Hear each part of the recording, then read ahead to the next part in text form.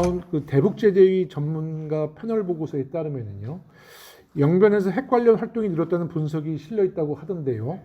몇 달 전 IAEA도 비슷한 분석을 내놓은 사실이 있는데 직접 사찰이 지금 불가능한 상태인데요. 이런 분석들을 신뢰하십니까? 네, 이것은 명백한 증거가 있는 건 아니지만은 IAEA에서 위성 촬영 사진을 가지고 분석을 한 것이고, 우리로서는 이것을 흘려들을 수는 없는 것이라고 생각합니다. 최근에 아프가니스탄 그 미군 철수 문제나 또 아프가니스탄에서 또 오폭했던 것도 결국은 정보의 문제점이 노출된 건데요. 북한이 지난 2018년도 핵개발 모라토리엄 선언 이후 최소 2년 반 정도는 안보리 제재 위반에 해당되는 사례는 전무했잖아요. 레드라인까지 비슷하게 간 것은 있었습니다만은 일단은 그렇게 보고 있습니다. 그러니까 북한은 안보리가 소집된 것 자체만으로도 이른바 이제 이중 기준이라고 이제 반발하고 있죠. 유엔의 공정성과 객관성에 의구심을 제기하는 북한의 이중 기준 비판을 유엔에서는 어떻게 판단하고 있나요? 유엔에서는 북한이 그 제재 레짐, 제재 체제에 위반 사안들이 있다고 보는 것입니다. 그리고 그것이 제재 리포트에 포함되어 있습니다. 그러나 그것 자체로 인해서 추가 제재를 할 정도냐, 그것은 아니라고 보고 있습니다. 그런데 최근 안보리 제재 위반에 해당하는 북한의 탄도미사일 발사가 잇따르고 신형 전략무기가 등장하면서 안보리가 몇 차례 이사국들을 소집한 바 있는데 안보리 차원의 공동성명은 아직 안 나왔죠?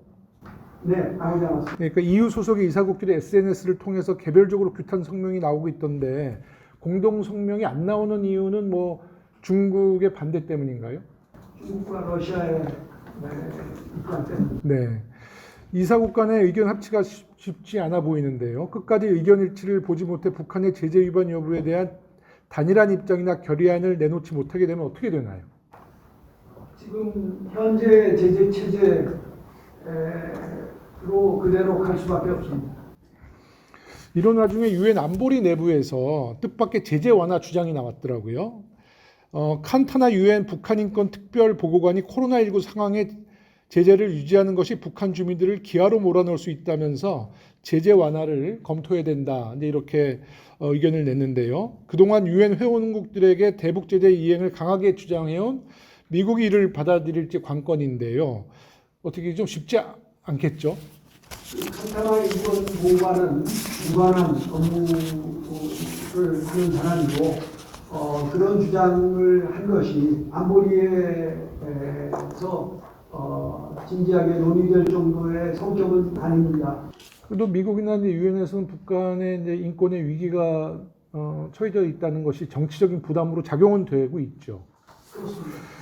킨타나 보고관이 제재 완화를 주장하는 근거에는 유엔 대북제재위가 발표한 이번 전문가 패널 보고서에 아주 상세히 적시되어 있는데요.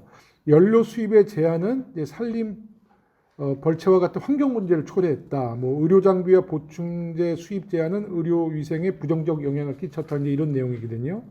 이런 사실을 보면 제재가 북한 지도자를 압박해서 핵무기를 내려놓게 만드는 데는 힘을 쓰지 못하게 하는 반면 북한 주민들에게 치명적인 인도적 위기를 만들어낸 셈인데요. 최근 들어 제재의 실효성 문제를 제기하는 목소리가 자꾸 나오는 것도 이런 제재 역설 때문이 아닌가 싶어요. 대사님 어떻게 보세요? 예, 매우 어려운 문제입니다. 지금 안보리에 10개 제재 결의안이 있는데 이것은 엄연한 국제법입니다. 그래서 그 법의 실효성 또는 정당성에 대해서는 끊임없이 문제 제기가 되는 것은 당연합니다. 쉽게 완화되기는 어렵다고 생각이 듭니다. 얼마 전 앤드루 김 전 CIA 국장도 북한 측 접촉 상대로부터 이런 얘기를 들었대요. 최소한의 보상을 안 해주면 다시 핵 개발로 갈 수밖에 없지 않느냐 이런 이야기를 들었다고 하는데, 근데 이제 북한을 흔히 말해서 당근과 채찍을 하고 있는데, 그래도 북한 당국이 제재가 결국 풀릴 수 있다는 희망과 신뢰를 줘야지 뭔가의 변화를 하는데 그런 전혀 가능성을 열어놓지 않으면 결국 제재는 실패할 수밖에 없다는 또 전문가들의 의견이 있어요. 근데 외교적인 사례로 이라크 사담 후세인과 미국의 협상이 거부됐던 사례나 이란이 트럼프와 협상을 거부한 사례가 바로 이런 사례라고 보는데요. 북한도 크게 다르진 않죠. 지금의 그 판단은요. 현재 그 제재 체제 자체는 말씀드린 바와 같이 국제법으로서 솔리드하게 견고하게 있는 것이고 이것을 어떻게 완화시키고 하는 것은 북한의 태도, 그 다음에 미국의 입장, 또 미국의 입장을 어떻게 해서든지 또 북한의 입장을 어떻게 해서든지 노력해서 미국 간의 대화로 끌어내려고 하는 한국 정부의 노력이라고 생각이 됩니다. 제가 딱 한 가지만 더 질문을 할게요. 지금 이제 북한의 이제 제재와 이제 완화 문제에 대해서는 한미 양국에 약간 이견이 있는 것 같아요. 그래서 이제 우리 그 외교부에서 이제 미국을 어떻게 설득하느냐가 문제인데, 이 북한의 제재가 점점 강화되고 장기화되게 되면 지금 미중 전략 경쟁 속에서 북한은 이제 중국에 대한 의존율이 높아질 거란 말이죠. 그러면 미국의 핵심적인 이익에도 부합되지 않기 때문에 이제 저는 이런 점을 좀 미국의 그 행정부나 그 의회를 좀 더 적극적으로 좀 설득할 필요가 있다고 보는데, 그런 설득이 지금 있나요? 진행되고 있나요? 네, 이미 의료부에서 이 측에 잘 제시하고 있다고 생각이 듭니다. 그러나 말씀하신 사항을 좀 더 그 의료부에서 면밀히 검토해서 아주 논리적으로 설득력 있게 이 측에게 얘기할 수 있도록 하겠습니다.